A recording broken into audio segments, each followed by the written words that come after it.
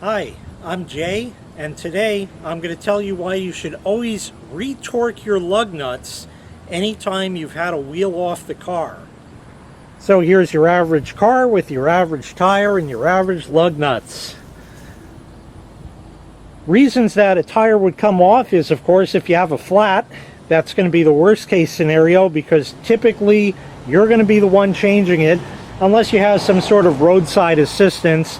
But then even if you do, you got to call up and wait. It might take over an hour for them to get there. You got things to do. So in your spare time, retorque your lug nuts. Another reason this wheel might come off, if you get brakes done, or if you get new tires, or suspension work, or any time that your car went to the mechanic and the wheel had to come off or something, you should always retorque it. The reason why is they're going to get their air gun. You know the one. They get that gun with the hose on it, and they put it on, and it goes, all that business is a hammer inside hitting an anvil, and that's wrenching down that lug nut even tighter than it needs to be. Every car manufacturer has a particular torque setting for the lug nuts on your car. This happens to be a Toyota Camry.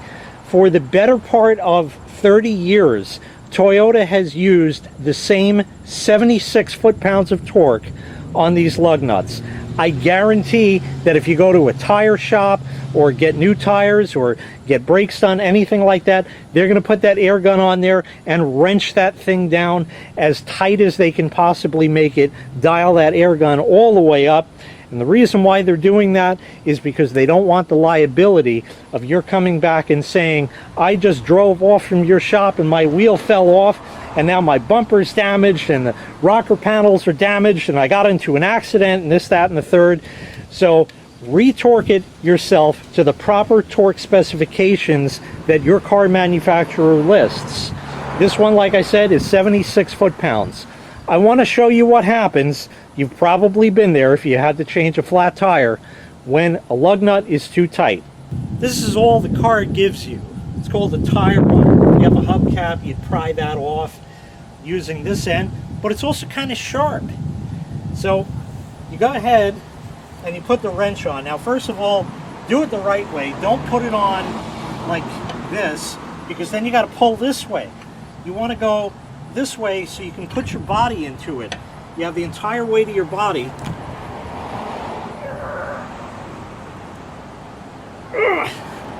I can't do it with this wrench. That lug nut is too tight. So now we need a bigger wrench.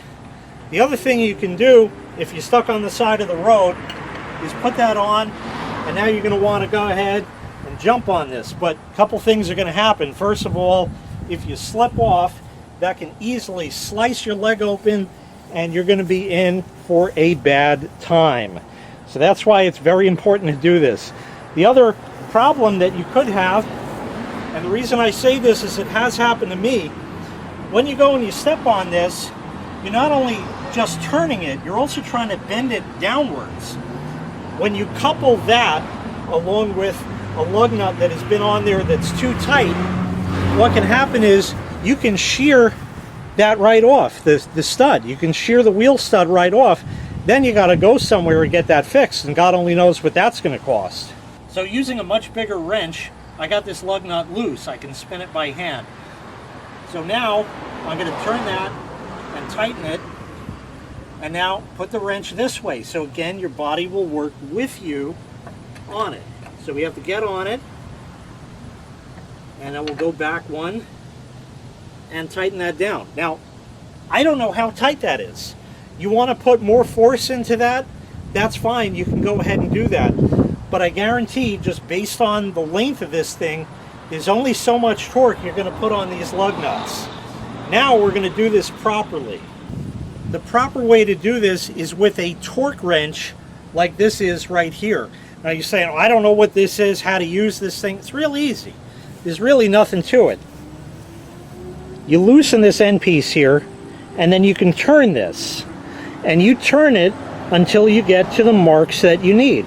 70 is right there, and then I went a little further over to the 6. 76 foot-pounds is exactly what I need.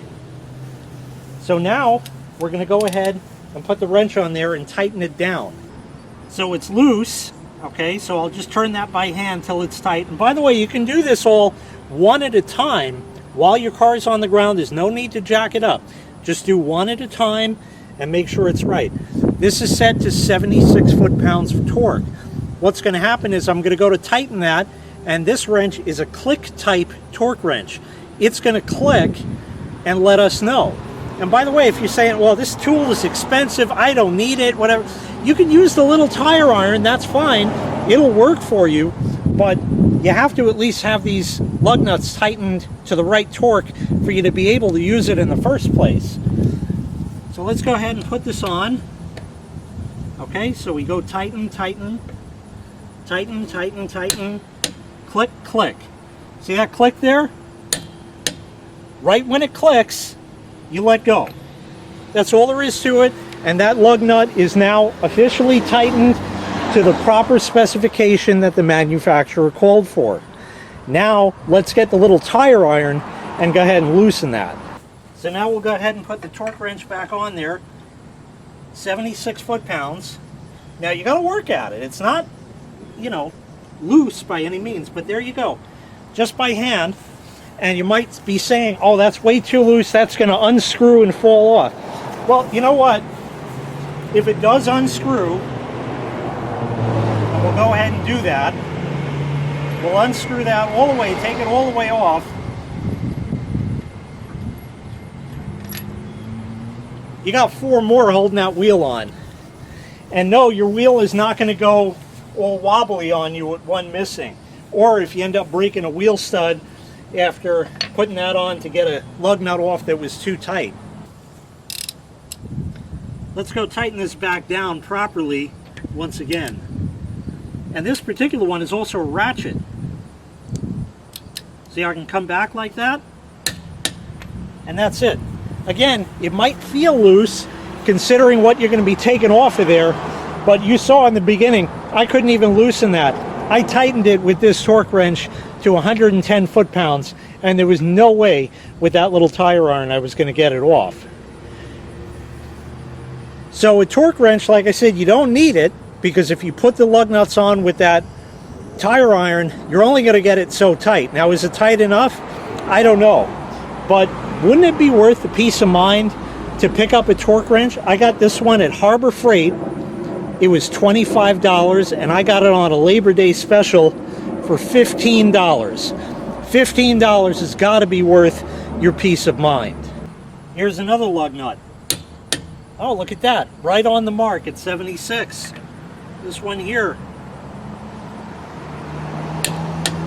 That's right on. And that one is right on as well. So I don't need to tighten those anymore. The last one there is a wheel lock. I got to dig out the key for that. It's hidden in the glove box somewhere, you know how that all goes. And it's also important because if you go to a tire shop and they have that, they're probably going to put their gun on that. They could damage your wheel locks if you have them, or the key, and then what? Well, there's ways out of that also.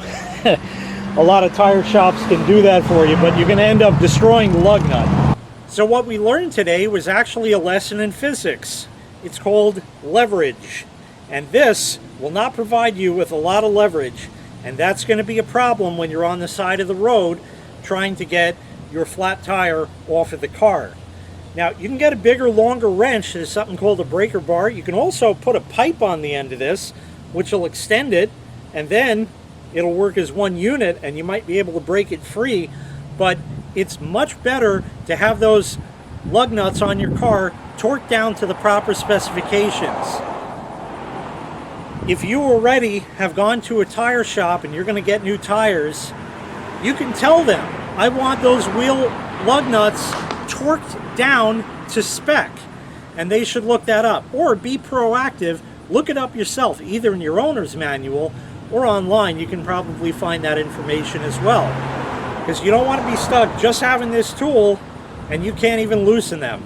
Again, with a pipe you can get by and make it do, make it do what you need it to do, but invest in a torque wrench. It's cheap, It'll work well enough for doing lug nuts. That Harbor Freight one, we know Harbor Freight isn't the greatest quality, but hey, it's cheap enough and it'll work well enough for this application for certain. And if you do get a torque wrench, when you're done using it, always run it back down to 0. So on this one, you loosen that end piece right there, and then we run this all the way back down to 0.